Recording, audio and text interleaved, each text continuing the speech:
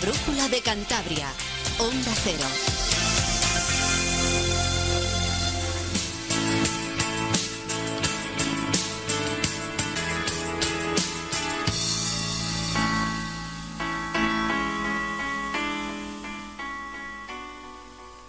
Esta tarde hablamos con Matilde Fernández, una política trascendental en la historia del socialismo con la llegada de la democracia y de los primeros gobiernos de Felipe González. Curtida en 1000 batallas, ella venía del sindicalismo, fue diputada por Cantabria a lo largo de 3 legislaturas, senadora, finalizó su vida política ya por el año 2003 como concejala en el Ayuntamiento de Madrid, pero sin duda su mayor relevancia, muy presente aún, la adquiere como ministra de Asuntos Sociales. Impulsó programas que sentaron las bases de todo lo demás, de todo lo que vino después, la reforma de las pensiones, los viajes del inserso. Quien tenga más de 40 años, incluso menos, aún la tiene muy presente. Y a los más jóvenes, incluso a los millennials, decirles que fue la artífice de uno de los anuncios más famosos de la historia de la publicidad, el póntelo, pónselo. Bueno, mañana pronuncio una conferencia en el Colegio de Arquitectos como presidenta de la Asociación contra la Soledad No Deseada. Matilde Fernández, buenas tardes, ¿cómo está? Buenas tardes, María. La verdad es que muchos jóvenes que nos están escuchando y algún adulto también, acaban de enterarse de que fue usted la ministra del póntelo, pónselo. Yo creo que todavía le hace ilusión, ¿no? Bueno, fue tan llamativa y tuvo tantos apoyos y también tantas críticas que al final los recursos invertidos en esa campaña de sensibilización y de petición a los jóvenes de que fueran responsables para evitar pues cualquier enfermedad venérea y desde luego embarazos no deseados, pues se multiplicó por X. Porque se hablaba sin tener que pagar por la campaña, ¿no? Pues fíjese, voy a satisfacer yo ahora una duda que tengo, porque esto fue una campaña artífice entre 3 ministerios de entonces, que era el de Sanidad, el de Educación y el suyo, el de Asuntos Sociales. Creo que los otros 2 no estaban por la labor, les parecía demasiado atrevido y fue la determinación de Matilde Fernández lo que hizo posible que esta campaña triunfara. Bueno, se retiró Educación y nosotros lo entendimos, ¿no? Porque cuando vieron el borrador, incluso lo cambió, era un profesor con sus alumnos en clase y recordando aquella famosa película, ¿verdad? Basada en el famoso poeta, ya no sé qué, de los poetas muertos. El Club de los Poetas Muertos. El Club de los Poetas Muertos. Pero lo cambiamos hacia un polideportivo, pero de todas formas Educación decía que iba a tener mucha presión de una parte de la escuela, etcétera, etcétera. Bueno, entonces lo respetamos. Sanidad no se desenganchó porque a Sanidad le venía muy bien todo lo que tenía que ver con prevención de salud, prevención en comportamientos para evitar enfermedades de transmisión sexual. Y claro, nosotros sí fuimos los que más empujamos porque además era un compromiso que había quedado aprobado tanto en el plan de igualdad de las mujeres como en el plan de igualdad o el plan de acciones positivas para los jóvenes. Y bueno, pues sí, tuvimos algún disgusto, alguna presión, pero la vida está llena de presiones, ¿verdad? Exacto. Ya se practicaba la política transversal, ¿no? Ya era un poco todo. Bueno, sí, desde luego fue un éxito y los millennials, en los que hoy tienen 20 años... ¿Qué digas eso, María? Es que demuestra que conoces perfectamente lo importante que es para las políticas sociales. Sí. Yo creo que para todas, la transversalidad, el no ir un ministerio, una consejería, una concejalía con sus orejeras y diciendo, este es mi presupuesto, estos son mis trabajadores, mis funcionarios y aquí no se mete nadie. No, eso es un error para tener una buena gobernanza y por lo tanto para que los dineros públicos se gasten bien, se dediquen, se apliquen bien. Es muy importante la transversalidad. Los consensos. entre todas las partes. Después hablaremos de ello, ¿eh? Pero dígame, a ver, actualmente es presidenta del Comité de ACNUR en España y de la Asociación contra la Soledad No Deseada. De hecho, mañana llega a Santander para participar en esta mesa redonda en el Colegio de Arquitectos bajo el título Arquitectura, Urbanismo y Soledad.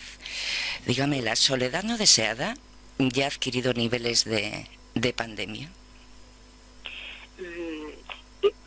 Según el mundo se va haciendo más longevo, es decir, nacen menos niños y vivimos las personas de más edad muchos más años, aparece y crece la soledad. Y no es que sea una pandemia o un problema, es una realidad, punto, una realidad a la que hay que atender.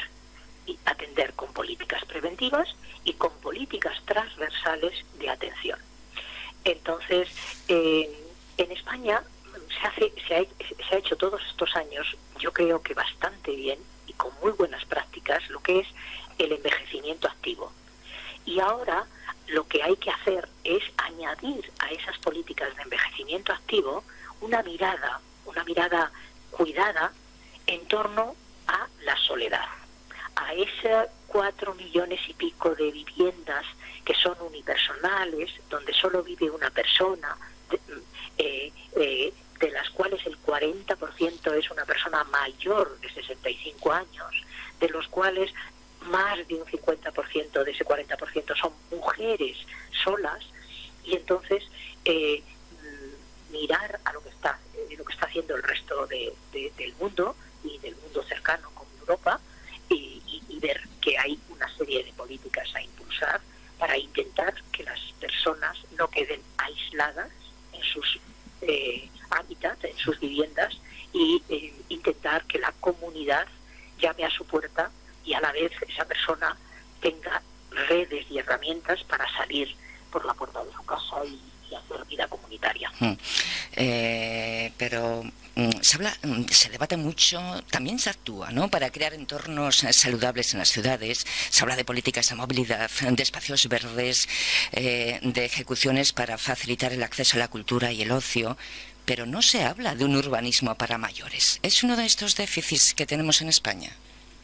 Claro, y por eso en nuestra asociación pues nos estamos poniendo en contacto con los colegios de arquitectos, y el Colegio de Arquitectos de Cantabria ha aprovechado la semana que hacen todos los colegios de arquitectura, cosa que es digno de destacar su sensibilidad, porque digamos que los urbanistas y los arquitectos tienen que ser unos aliados para, hablando con los municipios, hablando con las comunidades, hablando con el sector privado sobre qué tipo de viviendas hay que realizar, o sobre la rehabilitación de viviendas y de residencias que ahora, y la regeneración urbana, como muy bien has dicho, que ahora está en el marco de esas ayudas financieras no reembolsables que la Comunidad Europea, previa petición de agendas urbanas de cada país, pues vamos a recibir. Ahora van a llegar unos recursos que muchas veces pues las personas hablan más de los vehículos eléctricos y los espacios para la carga, otros hablan de la movilidad, pero también hay un apartado importante de rehabilitación de viviendas y de regeneración urbana que nosotros queremos que tengan también rostro de las necesidades de los mayores. Por ejemplo, todo lo que hay que hacer de rehabilitación de residencias, de forma especial esas grandes que no han sido capaces de salir con una buena nota de esta pandemia, por los efectos que ha producido y por el dolor que ha producido y por las muertes que ha producido, pues esto tiene que estar en la agenda, insisto, política y también profesional. De momento no está llegando esos fondos europeos, ya han llegado 62 millones de euros, le corresponderían a Cantabria efectivamente para afrontar las solicitudes de ayuda para rehabilitación. Pero se habla demasiado de edificios sostenibles, insisto, ¿no? Usted ha dicho, y lo acabo de aclarar ahora, deben de tener esos dineros el rostro de los mayores. Y yo le pregunto, ¿cómo hacemos una ciudad mucho más habitable para los mayores? Y no solamente hablo de accesibilidad en sus edificios, sino de los entornos de ciudad. Claro, pues haciendo un urbanismo que disponga de espacios para la convivencia, que eso es un jardín, que eso son unos muebles en el entorno a las viviendas que permitan ser un encuentro para jugar a los bolos en Cantabria o a la petanca, pero también para tener unas mesas donde puedas jugar a las damas o al ajedrez y acabes encontrándote con personas y saliendo de casa. Es también que los equipamientos que existan. Mira un caso, María, cuando la pandemia se dijo, por seguridad, todos los centros de mayores, que los llamamos normalmente los centros socioculturales de mayores, tienen que cerrarse. ¡Qué locura! ¡Qué locura! Pero si esos centros, las personas iban a comer, o se llevaban su catering de comida, o iban al podólogo, o iban al fisio, o iban a la peluquería. Y dice, pero esto lo podíamos haber organizado y programado de forma segura, pero que siguiera prestando sus servicios. ¿Cuáles en toda España, lo que yo conozco, cuáles han seguido abiertos? Aquellos que tenían jardines, aquellos que tenían espacios no cerrados, semicerrados, donde las personas podían con seguridad estar.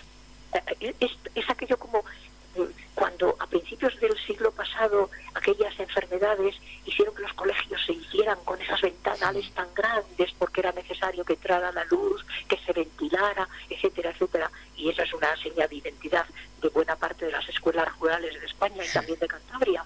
Bueno, pues ahora digo yo lo mismo. Es que hay que revisar esos centros porque no pueden estar en un sótano. Nos habremos dado cuenta, después de todo lo que ha pasado, y usted ha sido, le caracteriza a Matilde Fernández siempre cierta elegancia, ¿no? Cuando habla de todo, y cuando habla de política. Pero ¿qué valoración nos puede hacer Matilde Fernández de lo que han vivido nuestros mayores en esta pandemia? Que han sido los más vulnerables, y usted ha dicho también los más olvidados.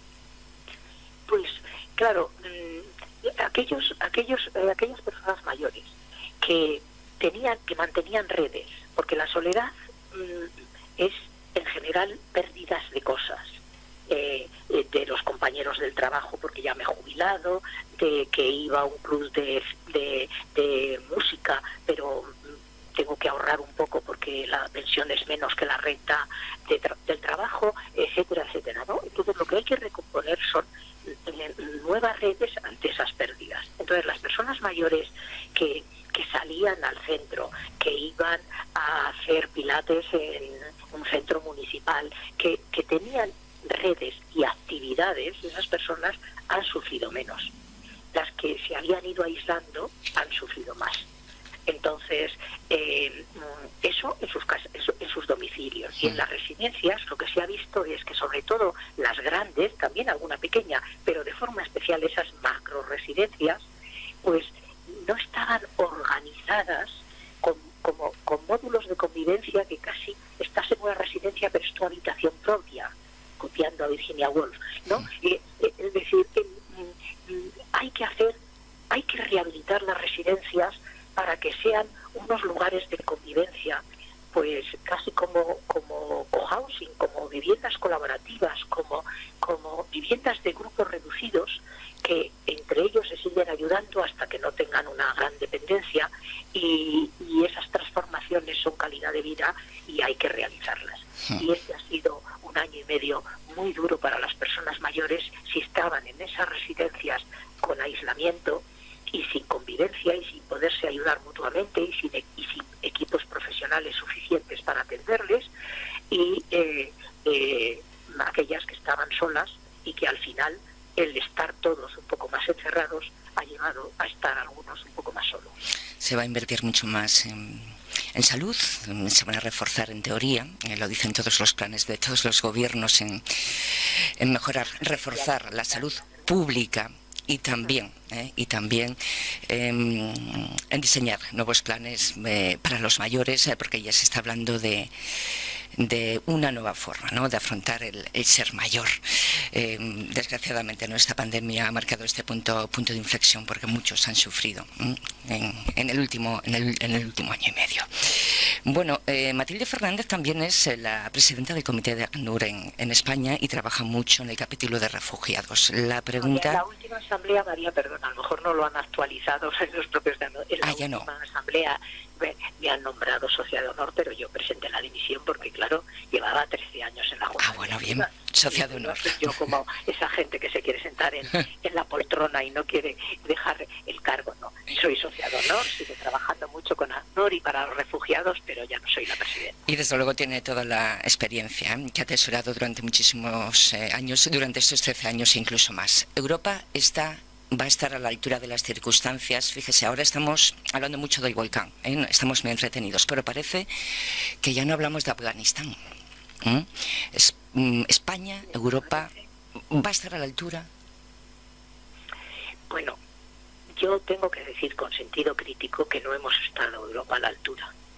Que casi la señora que ha estado a la altura ha sido la que capitaneaba y lideraba Alemania, es decir, la señora Merkel, que de los acuerdos que se decidieron con los sirios que iban a acoger, ese acuerdo ya lo cumplió, y el resto de los países de la Unión Europea no lo cumplimos.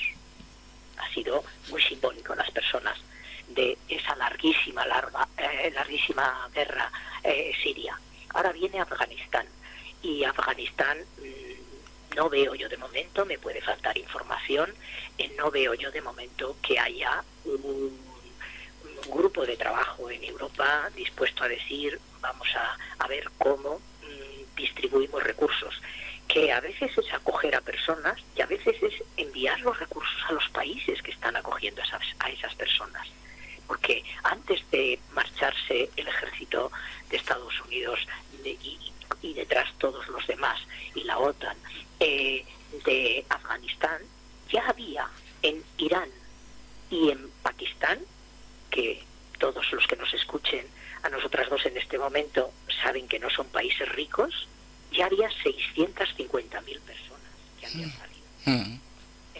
Entonces, lo que tiene que llevar es recursos a esos países y a UNICEF, y a ACNUR, y a Naciones Unidas para atender y a la Cruz Roja Internacional para atender a esas personas, ¿no? Eso en primer lugar. Y luego, claro está, 193 de 195 países firmaron hace no mucho tiempo 2 grandes pactos globales, después del famoso Agenda 2030, que es, digamos, que el plan de gobierno mundial, que lo firmó 155 países. Pues bueno, el plan de desarrollo global de la inmigración y el refugio y los desplazados o la ayuda humanitaria lo han firmado 153 países, y lo menos que tienen que hacer es cumplirlo. ¿Le preocupan los conatos de la ultraderecha que están surgiendo en Europa? Sí, me preocupan porque eso solo y fundamentalmente, fundamentalmente representan miedo de personas. Cuando tú tienes miedo al otro, no es el otro el problema eres tú que tienes miedo a otros seres humanos. Y entonces, claro, a mí sociedades que se sientan inseguras y sociedades que tengan miedo me preocupan, porque eso quiere decir que el conjunto de la sociedad, empezando por los responsables políticos, no sabemos dar las respuestas adecuadas para evitar que la ciudadanía tenga miedo y se sienta insegura. Le preguntaba si temía hasta dónde le podía preocupar, ¿no? Y ya veo que le preocupa. Sí, me preocupa porque a veces ante un discurso de miedo cuesta encontrar personas, y me pongo yo al ser una socia de honor, cuesta encontrar personas que con argumento y con razones contrarrestan esos miedos, ¿no? O a veces los miedos salen más en los medios de comunicación o sobre todo en las redes que los discursos más pedagógicos, ¿no? Sí. Se va más a lo emocional, ¿eh? Y ya pues mira, yo hilo la pregunta, ¿eh? Hablemos de la política actual y de la política clásica. A mí no me gusta llamarla política vieja. Ya sabe que no hace demasiado tiempo se distinguía entre política vieja y la nueva política, ¿no? Más bien diríamos que es la política clásica y la nueva política con los nuevos políticos. ¿Qué comparación nos puede hacer Matilde Fernández y qué opinión tiene de la nueva política? Uy, es difícil esa pregunta. No porque me quiera escapar, no, María, que vamos a ver. Yo creo que en primer lugar cuesta comparar porque son momentos distintos. Los políticos de la transición y de los primeros años de la democracia éramos personas jóvenes que estábamos luchando contra una dictadura y nuestro motor, nuestra gran motivación era traer la democracia a nuestro país, ¿no? Y modernizar nuestro país. Claro, los políticos actuales no tienen ese motor, tienen el de seguir mejorando un país. Pero, bueno, las motivaciones son muy importantes, ¿no? Yo lo que encuentro es que se está mucho en la gestión, y no necesariamente la gestión con transparencia y con buena gobernanza, como dicen los grandes instituciones de transparencia internacional, ¿no? La buena gobernanza es una información exhaustiva de las decisiones que se toman, y no se gasta un poquito de tiempo en hacer pedagogía. Yo he hecho en falta en los políticos más jóvenes la pedagogía, que a veces la consideran como que no es necesaria. Yo esa es la gran diferencia. Luego, si miro a España en concreto, lo que veo es que nos está costando aprender que estamos en un gobierno de coalición y la coalición siempre va a tener más ruidos que la no coalición, ¿no? Que un gobierno de un solo color, y también que tienen que aprender que hay cosas de las que un ministro, por ejemplo, y los más altos cargos, pues no tienen que hablar hasta que no sea ya una resolución, ¿no? Un poco el ejemplo de pensiones. María, de pronto sale un ministro diciendo una cosa, otro ministro diciendo otra, y dices tú, pero mire, si hay una mesa que se llama el Pacto de Toledo, donde todos los grupos políticos pueden hablar y dar su opinión, y todo el mundo sabe que eso luego se tiene que consensuar. Si hay una mesa de diálogo donde están los ministerios con los sindicatos y las organizaciones empresariales que también dan su opinión, usted espere al final y cuando tome una decisión, preséntese en una rueda de prensa, que esa es otra cosa muy diferente de los tiempos actuales, preséntese en una rueda de prensa y diga, mire, vamos a llevar al Consejo de Ministros, o hemos llevado esto porque favorece a tantas personas, porque tiene este coste, porque reduce esta desigualdad, porque resuelve esto de las ciudades, porque... Y ya está, usted. Y todos los periodistas le someten a usted a una batería de preguntas y usted tiene rigurosamente que contestarlas, ¿no? No Entonces, se puede perder el foco, ¿no? Los políticos tienen meridianamente claro que no pueden perder el foco de la noticia con muchísimos micrófonos, con muchísimas caras alrededor, porque parece que pierden el momento, ¿no? En esta sociedad en donde está atravesada absolutamente por el impacto de la información a diario y hay demasiada información, ¿no? Si usted hiciera política ahora mismo, ¿usted cree que lo conseguiría?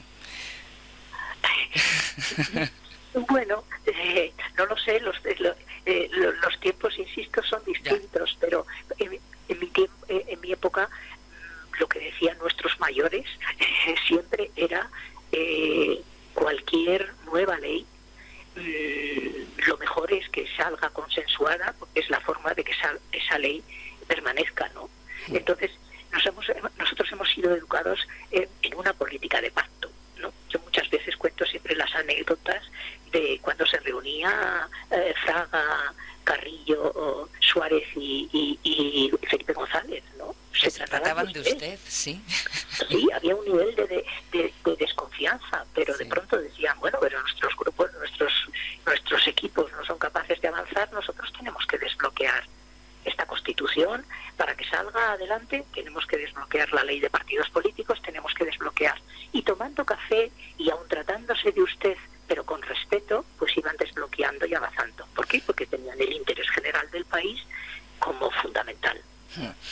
Vamos, que la política siempre se ha dicho que no es el arte de tener razón, ¿no? Sino de llegar a acuerdos, ceder y mejorar la vida del mayor número de personas posible, ¿no? Exacto. Y esto en los últimos tiempos se complica. No me resisto a preguntarle, ¿qué va a pasar con las pensiones? El debate que ha generado el ministro Escrivá. Pues es que el ministro Escrivá no tenía que haber generado ese debate. Debe pensar que sigue estando en el sector de investigaciones y de asesoría. No, es que aparezcan diferentes propuestas, pero bueno, quiero decir, este país tiene un compromiso desde hace mucho tiempo de mantenimiento del poder adquisitivo, primer tema. Y segundo, un gobierno inteligente hará esa palabra estupenda que has dicho tú y yo te he valorado, que es, hará una presentación, si es inteligente, de transversalidad. Porque claro, hay que sumar si hay más recursos para la ley de la dependencia, si hay más recursos para hacer viviendas compartidas, tuteladas, intergeneracionales, las zonas rurales, los famosos cohousing, si hay recursos que son prestaciones de otro tipo, ¿no?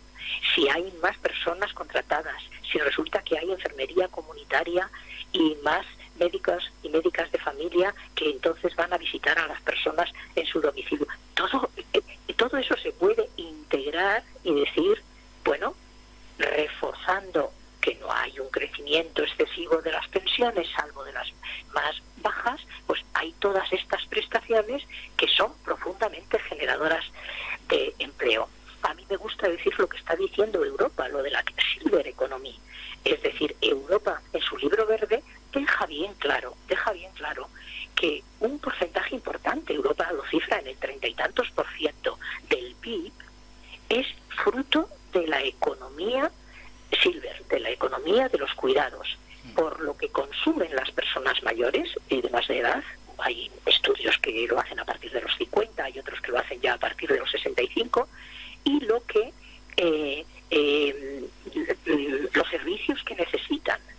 Y buena parte de los empleos europeos, y también tiene que ser los españoles, que somos turismo, cuidar a los que nos visitan más, nuestro 20%, 22% en Cantabria de personas mayores de 65 años, y que va creciendo, ¿no? Y que vamos a ser más del 25% en toda Europa a lo largo de esta década, pues hay, por consumo y por prestaciones que se necesitan, hay un porcentaje elevadísimo de empleo que se va a crear y ya se está creando en Europa para atender a una sociedad que como dice pues una amiga como Victoria Camps, pues en tiempos de cuidados, y es otra forma de estar y de situarse en el mundo. Matilde Fernández dice que cuidar es un arte y yo no puedo estar más de acuerdo.